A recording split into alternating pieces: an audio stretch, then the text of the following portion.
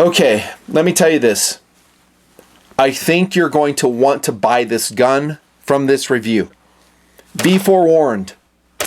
If your credit card has been smoking from the other reviews I've done, you might want to step away from the computer, from your phone, and watch another Nut and Fancy video. I have lots of content. Watch reviews, gun reviews, knife reviews, tactical equipment reviews, philosophy videos. Yeah, just take a break from this one. Because if you watch it from start to end, you're going to want this gun. Especially if you already have a Canik TP9 variation. Because you're going to want to add this one to that collection. Be forewarned. You guys know, if you don't, you should, that I'm a huge Canik TP9 fan. I was one of the very first voices that declared it an absolute winner, that it would sell extremely well and come out in different variations. That was like 10 years ago. It's done just that. It has been a runaway seller. All kinds of cool variations have come out. The standard SFX version, I think Sean the TMPer has. He loves his. He travels with it all the time when we're in the Wolverine X4. You'll see him with his Canik SFX strapped on. This is a variation of that formula. I like it a little bit better. I love all the variations of the TP9, but this to date might be the best. You're going to want this gun. And if you don't, tell me why. Tell me why. If it's the weight at 29.6 ounces, I might push back on that a little bit, because this is a long slide version with a 5.2 inch barrel. The one I'm reviewing is a Canik METE SFX. It comes in an SFT model with a shorter barrel. I think that's a 4.2 inch barrel, if I'm not mistaken, but I didn't see the actual stats on their website, and I didn't see it in the store. I'm just going off by visual appearance. Yeah, I think you're going to want this gun. Here it comes. Nut and Fancy review on another TP9. This is a METE SFX. Oh my goodness, that is so cool looking. Nut and Fancy, we know you like that because it's FDE in black. It's like, you're right. Yeah, guilty as charged. I love it. I think the looks are very technical and very warlike. So as soon as I saw it in the counter at Associated Gun Store, Handgun Haven, thank you very much, Adam and Company, for the loaner, I'm probably going to buy that gun right there. I just buy it from them. Yeah, I'll let you know right now. Would you buy it? Yeah, hell yeah. That's like a no-brainer. At the price point, MSRP's for $575 with all the stuff included. Holy cow, but you're going to get it for a lot less than that. Yeah. It's almost a must-buy. That's how good of a gun it is. There, I've just ruined the whole review. There you go. You can dial out now. You know everything you need to know. Yeah, when I saw it in the counter at HH, I was just like, whoa, dude. That thing's good looking. And remember, I've been doing this gig for so long. I've had access to basically every sidearm made. I can get pretty much everything I want to get. Yeah, whatever I want. So you would think I'd get pretty jaded, but not really. If I see a gun that really checks off all the boxes in design elements and looks, and then when I test it in performance, I get very excited about it. So you'll detect that. Just know that Canik didn't pay me. They didn't give me the gun. I'm not getting any money from this. The only people who really pay me are my donors. And they just, pay me for ammo, gas, food for testing. And maybe I make a few bucks on the side. And I damn well should for all the work I put into this. I should. Yeah, it's a great looking gun. I mean, look at the red inner blade on the trigger. Just a little splash of red. As a watch modifier, that is a huge design element for second cool. Because you have a monochromatic FDE appearance. Well, not monochromatic. You got black on top. And then you've got that red blade. It's just cool. And a lot of AR-15 builds, maybe your build is like that too. You'll put maybe like just a little control with a little splash of red on it. It just makes a huge difference. It goes way beyond just looks though. We're going to dig into the features of the METE, how it differs from TP9. I may get some things wrong, but by the end of the video, again, you're going to want one and you're going to have a very good idea what this gun is about and what it can do. So be forewarned. Be forewarned. You're going to want one. Now, I'm going to kind of scatter over POU here in just a second, but before I do, I want to show you the container this gun comes in and how amazing it is. Well, maybe amazing is a little bit strong, but it's very cool. First, it's an FDE. I like that. So it's not a standard black container. The actual container itself is very standard, very traditional.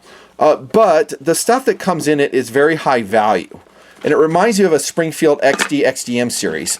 I don't have the holster that comes with it. It does come with a holster. Pretend it's here. It's a locking holster, and it's a really good holster. So it would be here somewhere here. I don't remember when I was if I was wearing it when I was shooting it and drawing from it. If so, it's in the video, but you're going to see overset video here in just a second. Comes with 2 magazines. In the gun right now is a 20 rounder. So that's the first thing I love about this gun. 20 rounds. Yes, extended floor plate, sticks out beyond the gun. I'm okay with that. Here's your 18 rounder with a loading tool on it. Oh my goodness, that is so sick. And it actually works, by the way. And Glock has one similar to this one, but it just helps you from thumb busting. The magazines are matte black. They're made by my favorite magazine company, METE. I've been raving about these magazines ever since I started the project. I'm like, METEs are awesome. I showed them first, I think, in the P226 review. METEs are fantastic. And so this is the 18 round flush fit magazine for your METE.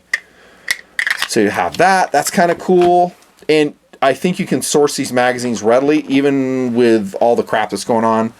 Here's another additional accessory. I didn't use this, but you could screw it on to your magazine well and have even more funneling going on if you needed it. If you're competing with a gun, I'm going to talk about that. There's an optics plate for the gun as well. This is an optics ready pistol, the METE, as you can see. And I think they'll match up to a Tridge RMR CC or a Shield RMS C. So those pistol red dots and maybe some others. As you can see, I didn't mount one up. I'm a big fan of just iron sights. I still am. I think they're awesome. Yeah, so you have that in there. And then when we go to this side, spending way too much time on this. There's your manual, of course. Cool.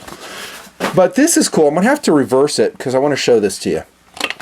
Look, there's your punch tool that it comes with. When's the last time you saw a pistol come with a punch tool? So it has captured takedown pins, very simple field strip. The METE series, it is an improvement, I believe, over the regular TP9, although I never had a problem disassembling that gun at all. But it's here, and you have a very specialized included FDE tool for it, punch tool. Very cool. If you want to change out your backstrap, you'd use said tool. I would just leave this backstrap in, but you have another one if you want.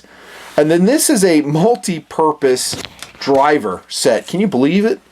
Like, it's a shrunken version of the gun, but in here, look, you remove the magazine plate and there's like bits and screws for your optics plates. And then those Torx bits, they'll match up to the muzzle of the gun right here. So that's threaded.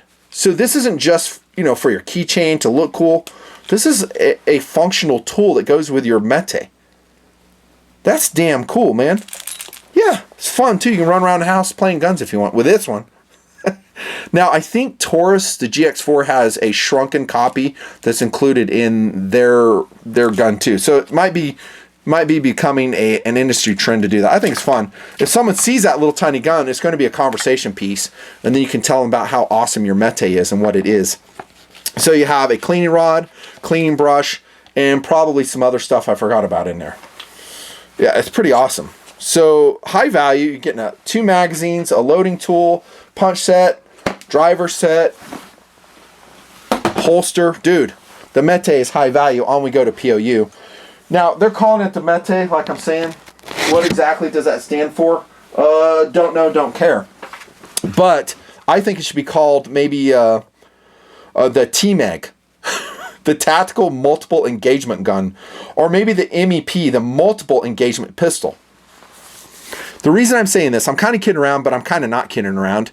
To me, the TP9 METE seems like a gun that would be, and I've said this about Glock long slides and probably about the XDM 525, other long slide combat pistols, that is kind of a substitute for a long gun. If you can't fight your way to a long gun, you're stuck with a pistol, this is the kind of pistol I want to be stuck with. Well, almost. I actually like my Glock 20 and 10 mil the best. Or long slide Glock and 10 mil. I love 10 mil. But in 9 mil, this kind of gun. Right here. So we have a longer sight radius. Right? And we have really excellent sights. We'll look at that. We have a longer barrel, 5.2 inches. So maybe a little bit more velocity. We have a very easy and smooth recoil impulse, right? Follow-up shots come readily because of added weight up front. And if you put like a laser light up front here on this M1913 pick rail, which is nice. I love that they made that like standard 1913. Follow-up shots are going to be even better. Yeah, I would call it a multiple engagement pistol. Ton of rounds, shoot smooth and fast, longer sight radius, more velocity. Philosophy of use, therefore, first and foremost for this gun is a go-to-war combat pistol. Just like its other brethren in the stall, the TP9s across the board are fantastic. Basically a licensed, somewhat changed up version of the Walther P99, also fantastic. Yeah, I love it. Love it. Philosophy of use, competitive pistol. Now, you saw that there's like a large funnel that you can put on there if you want. Let's look at this one right now, jumping ahead to features. So I think that is really good funneling in the METE. Better than the TP9, which I probably should have brought to the table, but I forgot.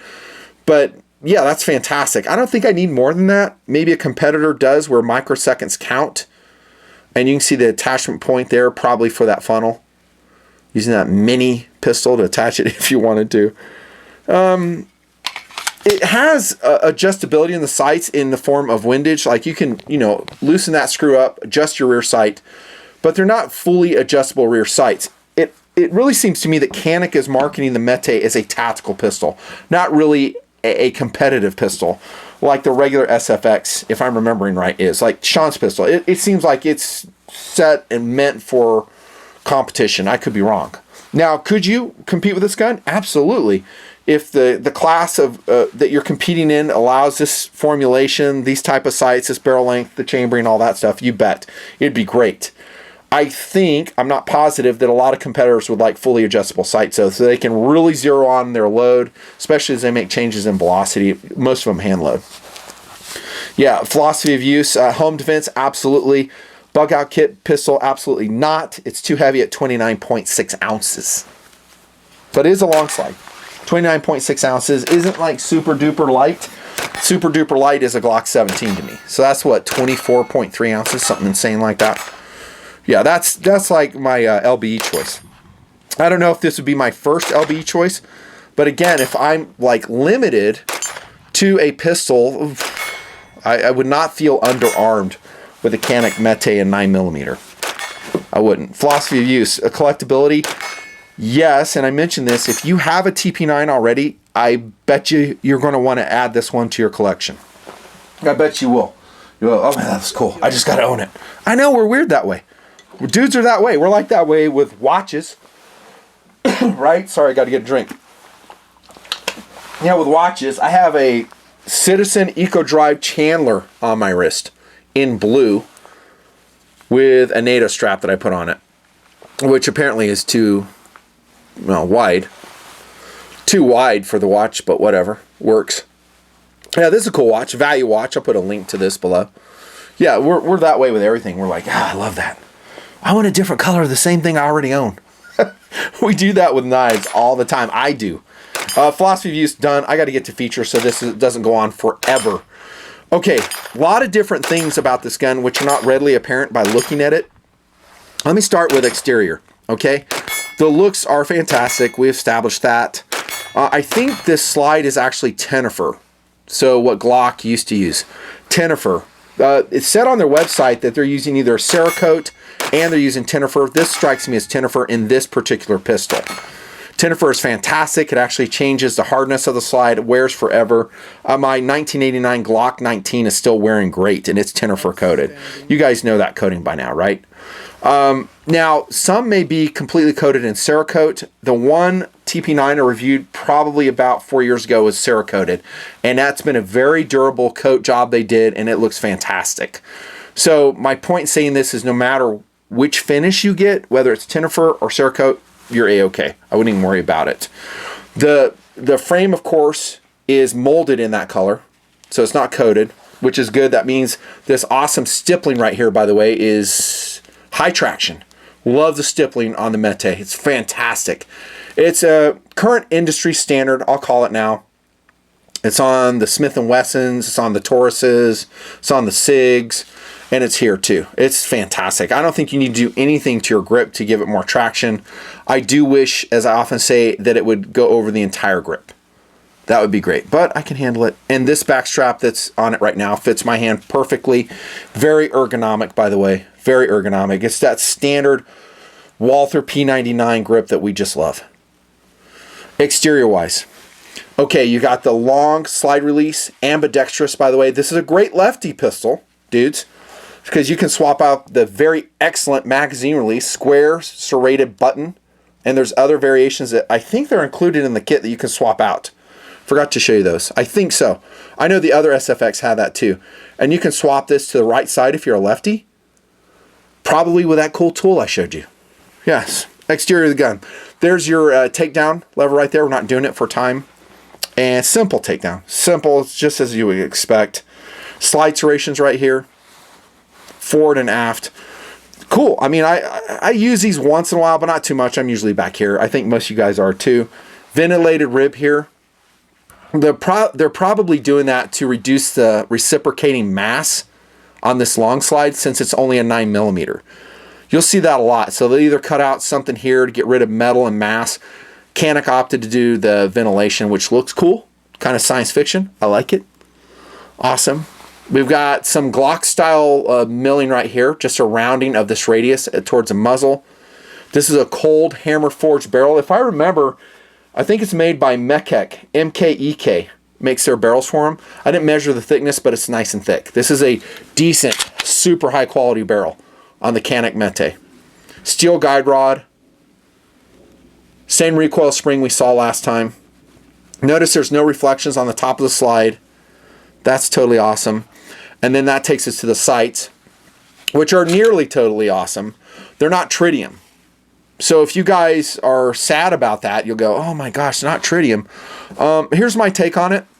I don't really care because the tritium sights that I have after about 6 years get so dim, it doesn't really matter. And I'd rather have really excellent daylight performance than the sights going dim and then I have to spend another $125 to replace them. And time. So, don't get me wrong. I love trit sights. TFOs are awesome too. These are not. These are just standard 3-dot painted sights. And I say it that way because the trend now in the industry is to go like full black sight. I guess they think that's cool, that you can pick out your front sight better.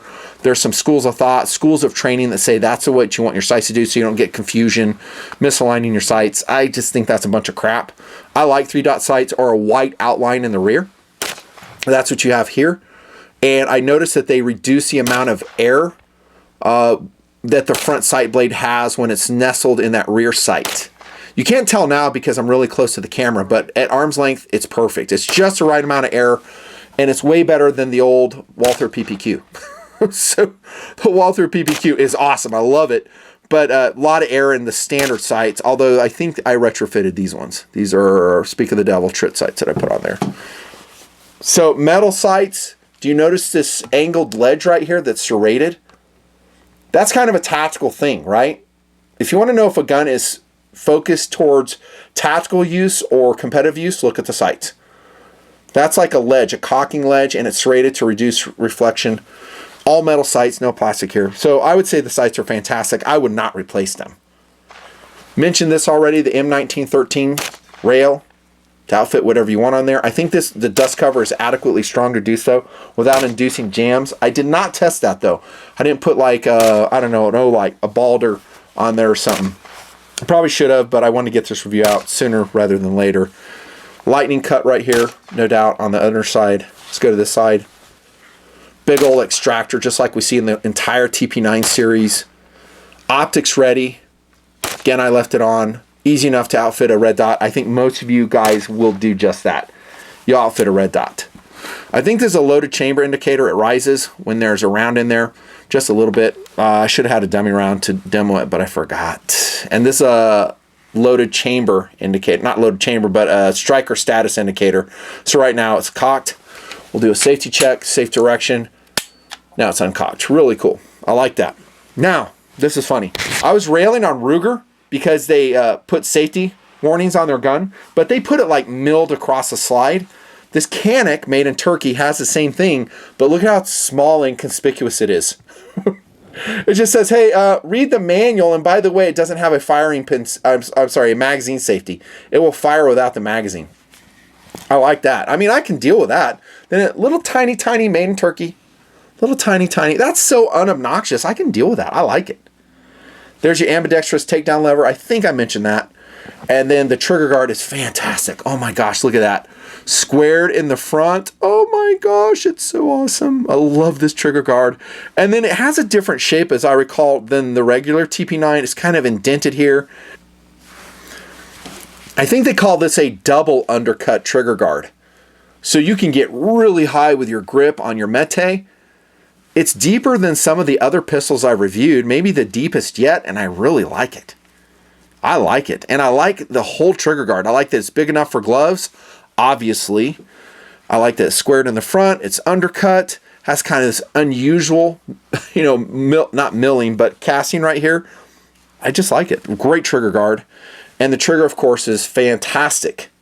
Standard, awesome Canik TP9 trigger. Actually, a little bit better, right? I pulled this one at 4 pounds, 9 ounces. I'm not going to show you on camera. I did it off camera. Reset. Really short reset, dude. Crisp, audible. Oh my gosh, that's such a great trigger. God, it's just, I mean, it's superb. The trigger is absolute perfection in the Canik METE. Absolute perfection.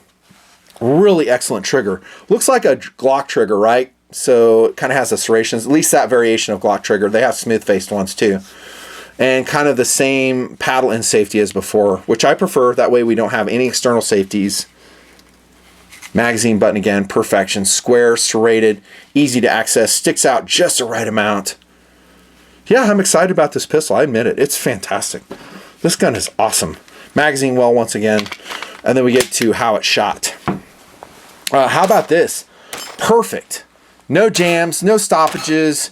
Super fun, super fast, smooth, quick follow-up shots like I mentioned before. Fantastic. Easy reloads with a flared magazine well.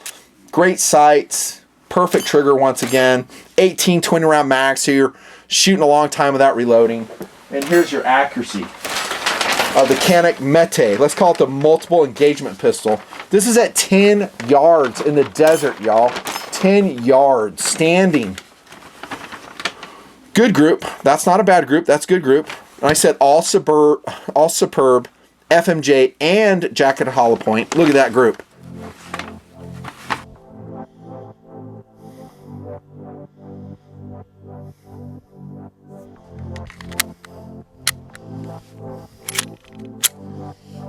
Upper middle. It's only water. It's either sink or swim. Can't hold back your light and expect to win. Gotta go harder. Oh, you've gotta learn. Don't suppress your fire, baby, let it burn. Be who you are. Nobody can take that away from you. Oh, straight from the heart. Playing games. Bottom middle. You gotta be true, true, true. You gotta be.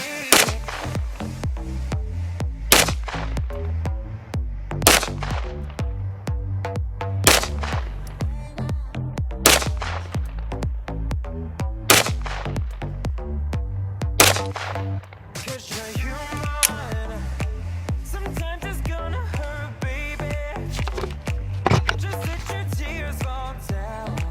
No need to worry about tomorrow, baby. Cause you got time to figure it out. It's only water. It's either sink or swim. Can't hold back your light and expect to win. Gotta go harder. Oh, you've gotta learn. 10 yard standing. Oh my goodness, that is fantastic. Great group, all standing, up arrow, exclamation point. I said many rounds here, point of aim. It was shooting a little bit high with me on that string of fire. And actually, as you can see, it kind of high a little bit at 10 yards for me. Good group, there's 3 rounds. Look at that one right there. I gave myself a squiggly mark on that one, not great. I would call the accuracy outstanding on this gun. Reliability, outstanding. With FMJs, I didn't try cast lead bullets. I usually don't like shooting those if I can get away with it. FMJs, of course, are great. JHPs, yeah, 100%. Would I buy it? You already know the answer. I said that right off. Have you bought one yet? Say in comment if you have. Do you love it as much as I do? Especially for the price paid. So I showed you all the stuff it comes with. Again, MSRP is $575. That's inexpensive for MSRP. And then street price is going to be below that. I'm not going to say on camera what it is because it changes all the time according to demand. Dude, this is a great gun when you can't fight your way to a long gun. The METE, fantastic. Is it my favorite version yet of the gun? Yes, it is. I love the other variations as well. I have a couple other TP9s in inventory. Again, I should have brought them to the table. Sorry. You may see them in inset footage if I remember. This is my favorite version ever. You might consider the SFT. So it's going to be cut off to right about here. So I'm guessing it's like a 4.2 inch barrel, maybe around 4 inches. And it will be a little bit lighter. This is 29.6 ounces. And by the way, the slide is 1.06 ounces. 1.06 inches in overall width. I'm talking this dimension right here. And then 1.39 at the slide release, the ambi slide release levers. Yeah, and I didn't mention this, 2.4 millimeters wall thickness on your cold hammer forged barrel. Yeah, I would totally buy one. Highly, highly recommended. Now we're going to make it a little bit interesting with maybe two competitive options. How about the previously mentioned XDM9 and 5.25, which is, I don't think, made anymore. I didn't see this one on their website anymore. But this versus that, is this one better than that? No. The honest answer is no. They're tied. They're neck and neck. Now, I have a fully adjustable, look at the Macy hair there, dude. I have a fully adjustable sight on this one, which I love. It's very cool. This one was coated in Patriot Brown by myself, Cerakoted. This is an entire Cerakote job. I love the XDM. The XD series is fantastic. This is a 5.25 inch barrel. It's basically the same gun, just a little bit different choices here and there. Right? It's just fantastic. Both these guns are fantastic. This one has the advantage of the trend of, being able to mount up an optic. This one doesn't, but I don't generally run them anyhow. Ooh, I don't know. Yeah, I love the 5.25. It's highly recommended. If you find one used, I wouldn't hesitate at all. How about over a Glock long slide? Here comes a Glock 35 in 40 Smith & Wesson. By the way, I still like that cartridge. I ain't gonna say nothing bad about the Glock long slides. I absolutely love them. I mean, this to be completely honest, between these three guns, I mean, I was raving about the METE, how awesome it is, and it is awesome. But as far as me being able to hit magically with all three of these guns, the answer is yes. They just hit magically. Maybe accuracy-wise on this particular Glock 35, it seemed like it kept shooting high for me. I had to mount up some adjustable sights on it. There you see the milling for mass in this G35. This one is more magical for me in accuracy, but not by a large margin. These two in accuracy are neck and neck. Like, for me and the way I shoot, I can shoot both these guns like tits. I can just hit with them. They're just magical. To me, the long slide, it makes sense. And by the way, this weighs exactly the same weight. It's 29 ounces. This is like 29.6 ounces. Again, we see a polymer frame striker fired pistol, 5.2 inch barrel or so. They're going to weigh about that. Glocks being the exception. Glocks are lighter. One reason I rave and still love and still recommend them. In all calibers, by the way. This is a go-to-war pistol. Like if you were doing neighborhood patrols and you're not carrying a tactical carbine, so you can take a little bit of extra weight, this is what I carry.